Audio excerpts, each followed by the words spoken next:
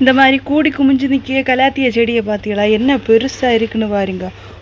இலைக்க வண்ணமா, என்ன வண்ணம் இலை நல்ல பெருசாக வண்ணமாக தான் இருக்குது. இதில் பாருங்க ஒரு பூவும் பூத்து நிற்குது பார்த்தீங்களா? ரோஜா பூ பூத்து நிற்கிறது மாதிரி கொண்டையில் ஒரு பூவும் பூத்து நிற்குது. ஒரு சட்டியில் தான் வச்சுருக்கேன். இங்கே பாருங்க என்ன பெரிய சட்டின்னு பாருங்க. சின்ன சட்டியில் தான் வச்சுருக்கேன். இப்போ பெரிய சட்டி ஒன்றும் இல்லை, ஓரளவு சின்ன சட்டியில் தான் வச்சுருக்கேன்.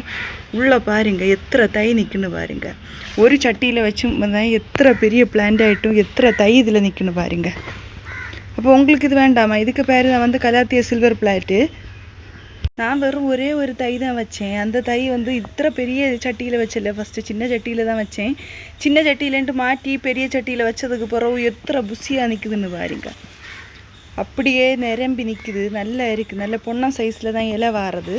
இதான் கலாத்திய சில்வர் பிளேட்டு. அப்போது உங்களுக்கு அனுப்பிய சைஸை நான் காமிச்சு தரேன். அதை பாருங்கள். உங்களுக்கு இந்த சைஸில் வரிய பிளான்ட்டு தான் அனுப்பி விடையுது. அதே மாதிரி இதுக்கு பெருசாக கேர் ஒன்றும் இல்லை. எங்கெങ്കിലും நடலு கிட்டுமெங்க அந்த இடத்துல வச்சா மதி. பின்ன வெள்ளம் மட்டும் நல்லா வீத்தி கொடுக்கணும். வெள்ளம் எல்லாம் வீத்தி கொடுத்தா தான் இது வளரும். சும்மா இண்டோர் பிளான்ட்டுன்னு சொல்லிட்டு வெள்ளம் வீத்தாத வச்சுருந்தா இந்த கலாத்தியை வளராது. இதுக்கெல்லாம் நல்ல வெள்ளம் வேணும். சரி, அப்போ வெள்ளம் உள்ள இடத்துல வச்சுக்கோங்க. பிளான்ட் பிடிச்சிருந்தா அந்த நம்பரில் ஆர்டர் பண்ணி வாங்கிக்கோங்க. இந்த சைஸில் தான் வருது நம்ம கலாத்திய சில்வர் பிளேட்டு.